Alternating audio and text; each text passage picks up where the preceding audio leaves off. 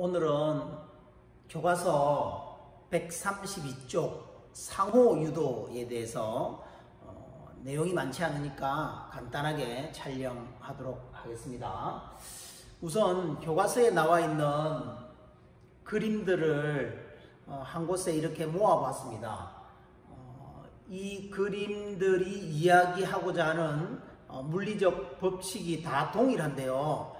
그게 바로 상호 유도 현상입니다. 첫 번째 그림은 휴대전화를 무선 충전하는 겁니다. 두 번째 그림은 어디 보안구역이나 회사 이런 곳에 출입할 수 있는 카드 있죠. 출입카드 이런 것들도 상호 유도를 이용하는 거고요. 세 번째 그림은 우리가 매일 버스를 탈 때 신용카드를 버스 타면서 이렇게 대잖아요. 단말기에.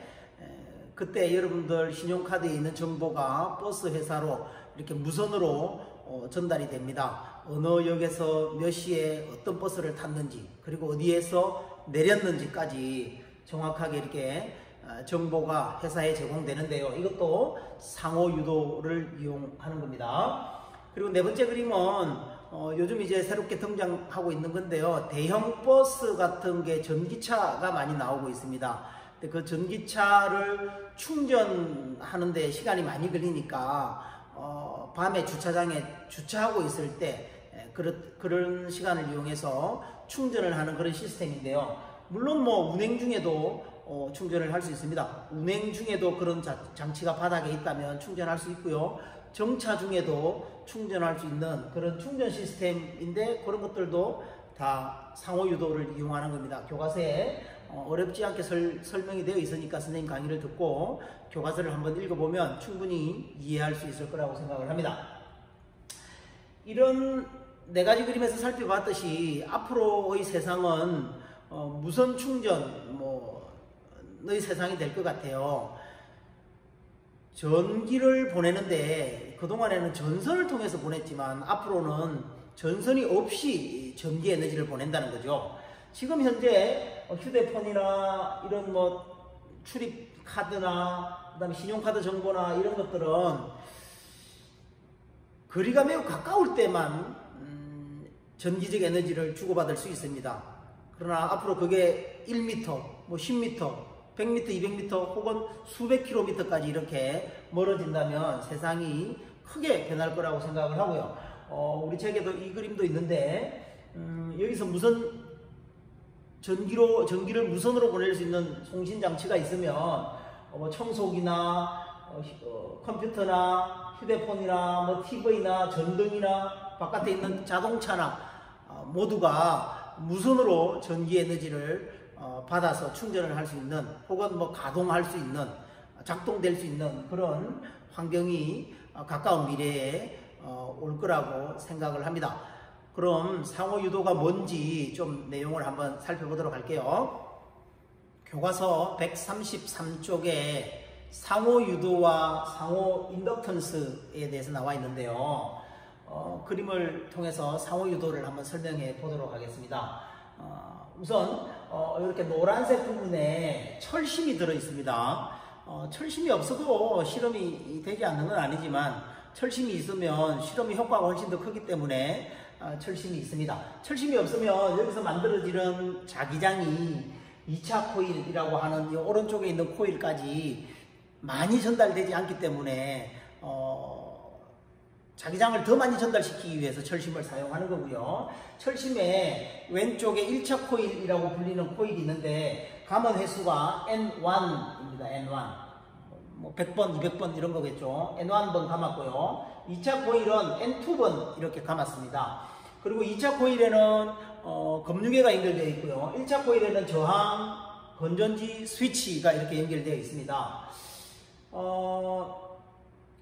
스위치가 열려 있었다면 처음에 스위치가 열려 있을 때는 여기에 전류가 흐르지 않으니까 자기장도 생기지 않고 여기에 건전지도 없고 하니까 1차 코일과 2차 코일에 아무런 일이 일어나지 않죠. 그런데 1차 코일에 스위치를 탁 닫는 순간, 지금 얘기하는 것은 스위치를 닫고 나서 한참 있다가 하는 이야기가 아닙니다. 스위치를 닫는 순간을 살펴보는 거예요. 스위치를 딱 닫는 순간에 흐르지 않던 전류가 이쪽으로 I1만큼 흐르기 시작하죠. 그러면 이 솔레노이드에 전류가 흐르기 전에는 솔레노이드에 자기장이 없었는데 전류가 흐르기 시작하면 솔레노이드에 자기장이 생기죠. 앙페르 법칙을 잘 써보면 전류가 이렇게 흐르면 이 오른쪽 끝이 N극이고요. 여기가 S극이 되어서 자기장이 N극에서 나오죠. N극에서 이렇게 자기장이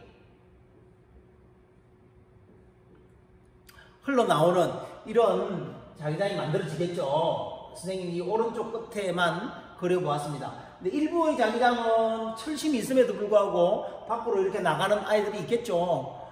그리고 일부는 2차 코일까지 이렇게 전달됩니다. 스위치를 닫으면 전류가 흐르게 되고요. 그때 이 1차 코일의 자기장이 만들어져서 1차 코일의 자속 파이1이 생기겠죠. 그 파이1이 2차 코일에 전달되어서 2차 코일의 자속을 파이2라고 합니다. 자속은 자기장의 세기에다가 면적을 곱한 거예요. 면적은 이 코일의 단면적이겠죠. 그죠? 그 순간에 2차 코일에서는 무슨 일이 생기냐면 2차 코일의 입장에서 보면 없던 자기장이 생겼잖아요. 자기한테 자기장이 하나도 없었는데 스위치를 닫으면 1차 코일에 스위치를 닫으면 오른쪽 방향으로 자기장이 생겼어요. 없던 자기장이 생기니 렌츠의 법칙에 의해서 반대 방향으로 자기장을 자기가 만들어야 되겠죠. 이 반대 방향으로 자기장을 만들려면 전류가 어디로 흘러야 되느냐면 여기 밑에서 위쪽으로 전류가 흐르면 이렇게 반대 방향의 자기장이 만들어지겠죠. 스위치를 닫으면 여기에 흐르지 않던 전류가 흐르게 되는 거죠. 전자기 유도 법칙은 똑같은 얘기예요. 그죠? 똑같은 이야기입니다. 1차 코일과 2차 코일을 이렇게 놓고 1차 코일의 스위치를 닫는 순간 2차 코일의 전류가 탁 생겨요. 스위치를 여는 순간 또 이와 반대 방향으로 전류가 팍 생겨요. 스위치를 닫고 가만히 있으면 닫는 순간에는 생기지만 조금 시간이 지나면 생기지 않습니다. 왜냐하면 전류가 흐르려면 자속이 변해야 되잖아요. 이 파이2라는 값이 스위치를 닫고 있으면 변하지 않죠. 변하지 않으면 안 생기는 거예요. 그래서 스위치를 열었다 닫았다 열었다 닫았다 하면 2차 코일에서 전류가 만들어지는 겁니다. 전류가 흐르려면 기전력이 생겨야 되잖아요. 2차 코일에 생기는 기전력은 이렇게 생각할 수 있습니다. 2차 코일에서 생기는 기전력을 V2라고 하겠습니다. V2는 패러데이 전자기 법칙을 써보면 마이너스 2차 코일에 생기는 거니까 2차 코일의 가문수 N2 곱하기 시간에 따른 자속의 변화죠. 파이2가 변하잖아요. 그죠? 이거 닫는 순간 없다가 이게 생겼으니 2차 코일의 자속이 변했죠. 이렇게 쓸 수 있어요. 이 1과 2의 역할을 바꿔도 즉 1에 있는 이 스위치와 건전지와 저항을 2로 가져오고 2에 있는 금유계를 1으로 가져가도 똑같은 상황이 생길 겁니다. 반대 상황이 그대로 생겨요. 이 식을 가만히 한번 들여다보면 시간에 따른 파이2 2차 코일의 자속의 변화량인데 이 파이2는 누구에 의해서 결정되느냐 하면요. 여기에 흐르는 전류에 의해서 결정되죠. 여기에 흐르는 전류가 시간에 따라서 많이 변하면 파이1이 많이 변할 테고 파이1이 많이 변하면 파이2도 많이 변하겠죠. 그래서 이놈은 비례합니다. 누구랑 비례하느냐 하면 시간에 따른 1차 코일에 흐르는 전류에 비례해요. 이 식을 비례상수를 써서 써보면 이렇게 씁니다. V2는 마이너스 M dt분의 di1 2차 코일에 생기는 기전력은 1차 코일의 전류값의 변화량에 의해서 결정된다고 이런 상호유도 관계 식이 만들어지고요. 이 M을 뭐라고 표현을 하느냐면 이 M을 상호 인덕턴스라고 이야기를 합니다. 상호 인덕턴스라고 이야기하는데 이 M은 이 코일의 모양, 코일이 어떤 모양이냐, 꼭 이런 일자 모양일 필요는 없잖아요. 그죠? 원형일 수도 있고요. 이 코일의 모양이나 그 다음에 코일의 간격, 1차 코일과 2차 코일의 간격, 그 다음에 주변에 있는 물질들, 코일 주변에 어떤 물질이 있느냐, 이런 물질들, 이런 조건들에 의해서 결정이 됩니다.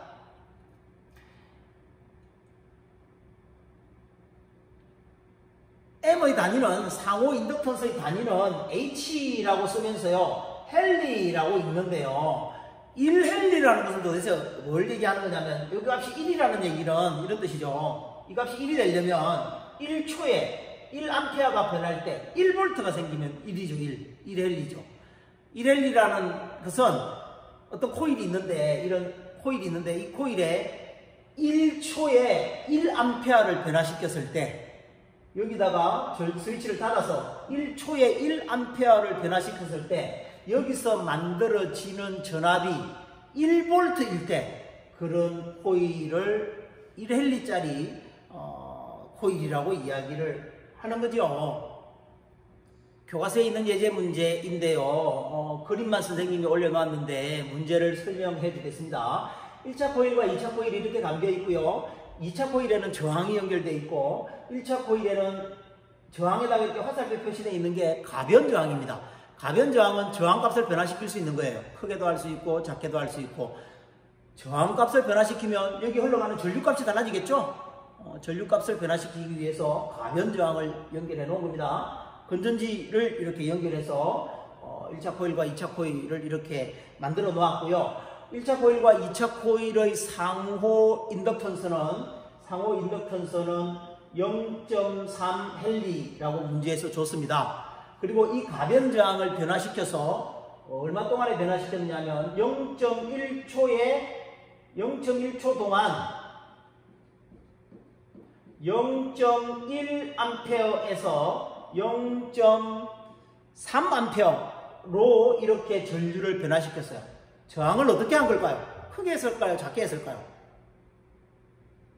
전류가 많이 흐르게 됐으니까 저항을 작게 바꾼 거겠죠. 그죠? 0.1초 동안에 저항을 작게 해서 저항을 변화시켜서 0.1A에서 0.3A로 전류가 더 많이 흐르게 했어요. 이때 2차 코일에 유도되는 기전력은 얼마냐? 유도 기전력은 얼마냐? 이걸 묻는 거예요. 유도 기전력 V2는 마이너스 M dt분의 di 이렇게 하면 됐었죠. 그죠? 그러면 집어넣으면 되죠. 뭐 M 값은 0.3이라고 그랬고요. 그죠? 0.3 곱하기 시간은 0.1초 동안에 했으니까 0.1초 집어넣고요. 0.1에서 0.3으로 변했으니까 0.2가 변했죠? 그래서 집어넣으면 얼마입니까? 0.6V 나옵니다. 그죠?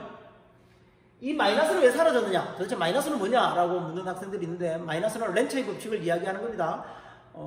패러데이 전자기도 법칙에서도 마이너스가 항상 붙어 다녔잖아요. 그죠? 크기는 0.6V고요. 방향을 얘기하는 겁니다. 기전력의 방향. 여기서는 기전력이 어디로 생길까? 어느 방향으로 전류가 흐르는지 한번 볼까요? 이렇게 해서 전류가 아래로 내려옵니다. 그죠? 전류가 아래로 내려오면 이쪽이 솔레노이드의 이쪽이 N극이 되고 이쪽이 S극이 되죠. 그죠? 이거는 우리가 수업 시간에 많이 했으니까 쉽게 따라올 거라고 생각합니다. N극이 되면 이쪽에서 자기장이 이렇게 나오죠. 그러면 2차 코일에 이런 자기장이 전달되는 거죠. 없던 자기장이 생겼으니 자기는 반대 방향으로 자기장을 렌츠의 법칙에 의해서 만들어야 되죠. 자기가 만드는 자기장이 이쪽이 되려면 이쪽으로 돼서 안쪽에서 이쪽으로 되려면 여기에 전류가 이렇게 흘러야 되겠네요. 그죠? 이쪽 방향으로 R을 놓고 보면 왼쪽에서 오른쪽으로 이렇게 지나가는 방향을 마이너스라고 얘기한 겁니다. 전류가 반대로 흐르게 되면 여기서도 전류가 반대로 흐르게 되겠죠. 이렇게 해서 예제를 통해서 상호유도 기전력에 대해서 한번 살펴보았습니다. 이 상호유도 현상이 가장 폭넓게 이용되고 있는 것이 바로 변압기입니다. 변압기는 전압을 높이기도 하고 전압을 낮추기도 하는 그런 전자기기이지요. 우리 집 주변에 전봇대가 있는데 전봇대 위에 좀 자세히 살펴보면 이렇게 큰 원통형들이 매달려 있는 전봇대가 있어요.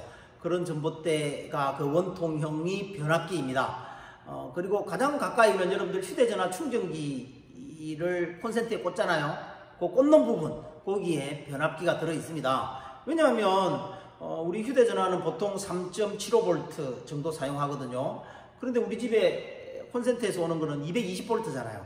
220V를 3.75V로 전압을 낮추어서 사용해야 되겠죠. 보통 5V로 이렇게 낮춰서 사용하는데요. 220V를 5V로 낮추기 위해서 그 안에 변압기 조그만한 게 들어 있습니다. 우리 집에서도 마찬가지입니다. 발전소에서 154,000V의 고압 전선을 고압 전기를 송전선을 통해서 우리 집에 보내면 위험하잖아요. 우리가 그렇게 높은 전압을 쓰지 않으니까 우리 집에서는 220V를 쓰니까 154,000V를 220V로 이렇게 낮추어 줘야 돼요. 그렇게 낮추어 주는 변압기가 우리 마을 곳곳에, 우리 아파트 지하에 이런 식으로 시설이 다 되어 있습니다. 변압기는 전압을 높이고 전압을 낮추는 건데 그 기본 원리가 상호 유도를 이용하는 겁니다. 한번 간단히 살펴보겠습니다. 변압기의 가장 간단한 구조는 이렇게 생겼는데요. 선생님 수업 시간에도 얘기했지만 실제 변압기가 이렇게 생기지 않았어요. 대부분의 우리가 쉽게 만나는 변압기는 이런 식으로 생겼습니다.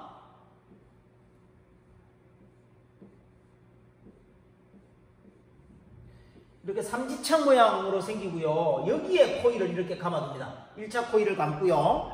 또 2차 코일도 여기에 감아요. 이렇게 감고요. 요 위에다가 뚜껑을 이렇게 나중에 제일 마지막에 뚜껑을 이렇게 덮죠. 뚜껑을 덮어서 철심만 이렇게 보여요. 우리가 밖에서 보면 이렇게 네모난 철심만 보이고요. 코일만 여기서 이렇게 선이 두 개 이렇게 빠져나온 거죠. 이렇게 빠져나오고요. 또 빨간 선도 이렇게 빠져나오고요. 여기다가 또 한 세트 더 감아서 선이 더 있을 수 있습니다. 그래서 기본적으로 보통 이렇게 되어 있는데 이렇게 그리면 좀 복잡하니까 그냥 원리는 똑같으니까 대부분의 책에서 이렇게 해서 설명을 하고 있습니다. 실제로 이런 식으로 생겼어요. 네모난 철이 있고 그 다음에 여기 코일이 감겨 있는 거는 잘 안 보여요. 잘 안 보이고요. 선이 이렇게 두 가닥 이렇게 빠져 있는 것들은 다 변압기다라고 보면 됩니다. 어쨌든 변압기는 이렇게 철심이 있습니다. 철심이 없으면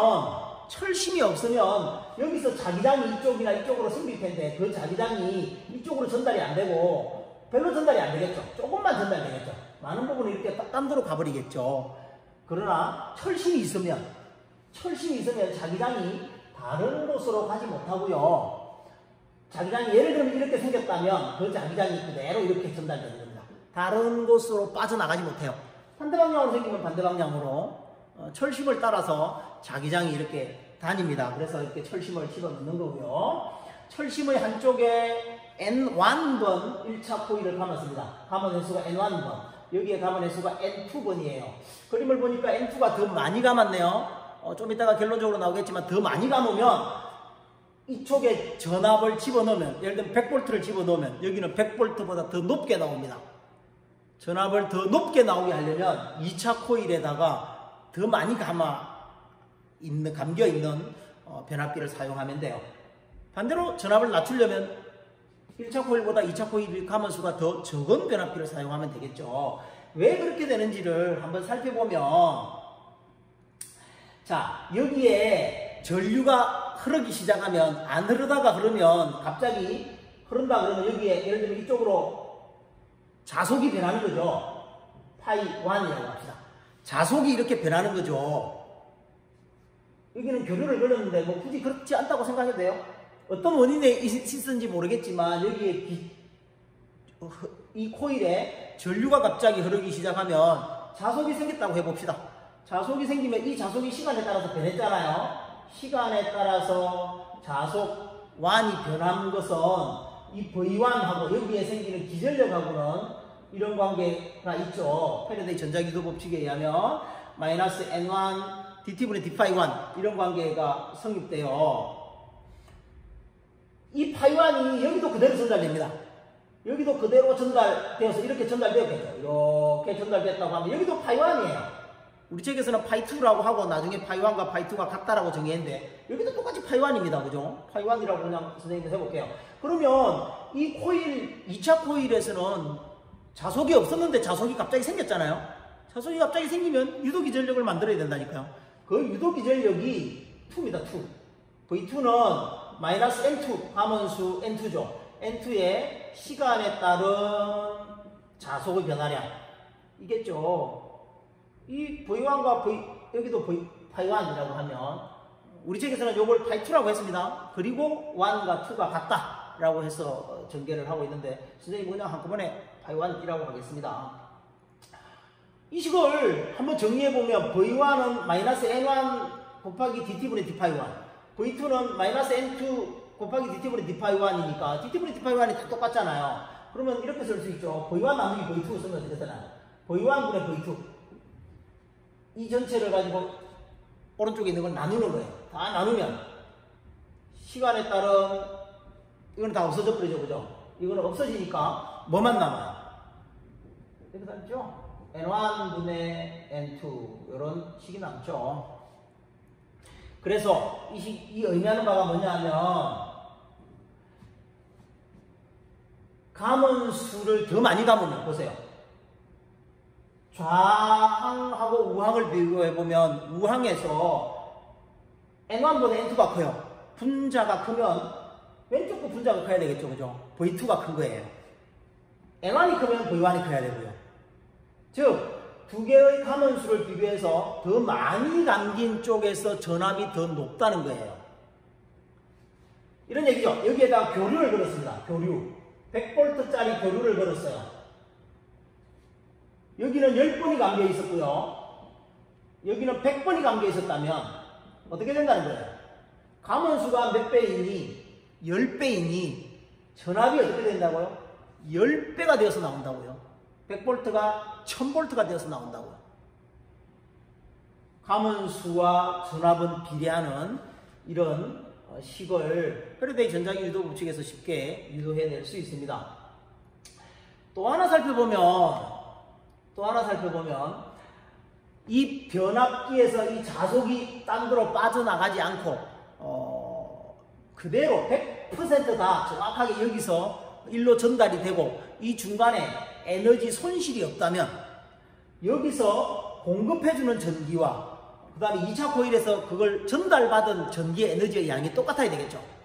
공급해주는 전기 에너지와 전달받는 전기 에너지가 똑같아야 될 텐데 손실이 없다면 이상적인 변압기라면 실제로는 그렇지 않습니다. 실제로는 선생님이 측정해 보지는 않았지만 전기 기술자들의 이 얘기를 들어보면 한 10% 정도가 사라진대요. 변압기에서 한 10% 정도의 에너지가 사라지고 이상적인 변압기라면 같다는 거예요. 그럼 여기서 공급하는 전기 에너지 P 공급과 그 다음에 전달받는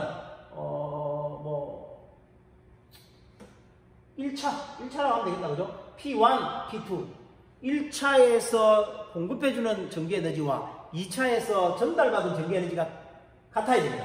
P1은 어떻게 계산하냐면 이렇게 계산할 수 있나요? V1에다가 I1, IV 조금 전 단원에서 배웠었습니다. 그죠? 에너지는 VI, IV 이렇게 배웠습니다. 그 다음에 전달받은 것도 마찬가지겠죠. V2에다가 I2 하면 되겠죠. 근데 이 두 개가 어떻다고요? 같아야 된다고요. 그럼 이 두 개가 같아야 되죠.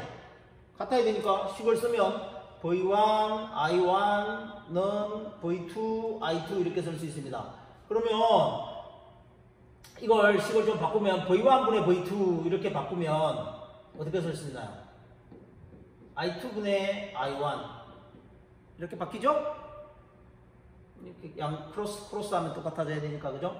이 식과 V1분의 V2, V1분의 V2 똑같잖아요. 그래서 이 두 식을 한꺼번에 여기다 써보면 이런 관계식이 성립되죠. V1분의 V2는 N1분의 N2는 I2분의 I1. 그래서 이게 우리 교과서에 있는 식인데요. 변압기와 관련되는 식입니다. 무슨 얘기냐면 더 많이 감으면 더 많이 감은 쪽에서 전압이 높게 나와요. 감은수의 비례해서 높게 나오고요. 전압이 2배, 3배 높아지면, 2배 높아지면 전압이 이쪽이 2배면 전류는 이쪽이 2배여야 된다고요. 그죠? 전압이 이쪽이 2배면 전류는 반대 완에서 2배여야 된다고요. 그죠? 맞죠? 전압이 2차 코일에서 2배면 이 꼴이니까 전류는 1차 코일에서 2배여야 돼요. 전압이 2차 코일에서 3배면 전류는 1차 코일에서 3배. 전압과 전류는 반비례한다 라는 식을 이런 식을 통해서 알 수 있죠.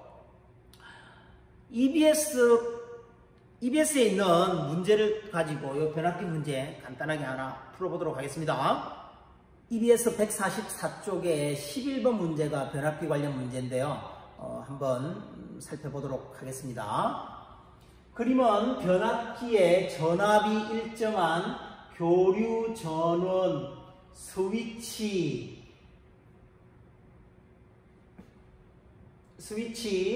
저항이 R2R인 저항이 연결되어 있는 것을 나타낸 것으로 변압기 1차 코일과 2차 코일의 감원수는 10N과 N이다. 중요한 거죠. 10N. 그 다음에 이거는 N. 10배 여기가 많이 감겨 있죠. 2차 코일이 10분의 1밖에 안 바뀌어 있네요. 그럼 전압이 어떻게 돼야 되나? 10분의 1로 낮아져야 되는 거죠. 여기 전압보다 여기 전압이 10분의 1로 낮아져야 되는 거예요. S를 A에 연결했을 때, 자, 스위치를 A에 연결했습니다. 1로 연결했을 때 2차 코일에 유도되는 전압은 V다. 이렇게 연결했을 때 여기 전압이 V래요. 그럼 여기 공급해주는 전압은 얼마라는 걸 알 수 있죠? 10V예요. 그죠? 왜냐하면 전압이 10분의 1로 줄어야 되니까. 감원수가 10N에서 N으로 됐으니 전압도 10분의 1로 줄어야 되니까. 여기가 10V를 공급했을 때 여기는 V였다. 그런 얘기죠. A에 연결했을 때 그렇다는 거예요. 이제는 B에 연결했을 때 이에 대한 설명으로 그런 것은 됐습니다. 문제를 조금 올리고 다시 살펴보겠습니다. 이제는 A에 연결한 게 아니라 B에 연결했어요. B에 연결하면 이 V가 달라지나요? 달라지지 않죠. 이 V는 N하고 관계에서 결정되니까 스위치를 A에 연결하나 B에 연결하나는 저 V에는 아무런 영향을 주지 않는다는 것이 이 문제에서 핵심인 것 같아요. 자, 교류 전원의 전압은 10V다. 이건 뭐 우리가 너무 쉽게 알아냈습니다. 그죠? 변압기식에 의해서 쉽게 알아낼 수 있고요. 그 다음에 2차 코일에 흐르는 전류의 세기는 전류 어떻게 구합니까? 전류 I는 R분의 V 하면 되잖아요. 그죠? R분의 V인데 B에 연결하면 R이 얼마인가요? 이 R과 이 R이 직렬로 연결되어 있으니 R 값을 어떻게 집어넣으면 되나요? R이 아니라 직렬로 연결되어 있으면 R과 2R이니까 3R이 되죠. 3R분의 전압은 얼마예요? 전압. 요 저항과 이 저항의 양단에 여기 전체에 걸리는 전압은 V라고 문제에서 줬잖아요. 그죠? 3R분의 V죠 뭐. 이것도 맞네요. 그 다음에 1차 코일에 흐르는 전류의 세기는 30R분의 V다. 1차 코일에 흐르는 전류, 요 전류를 묻는 거죠.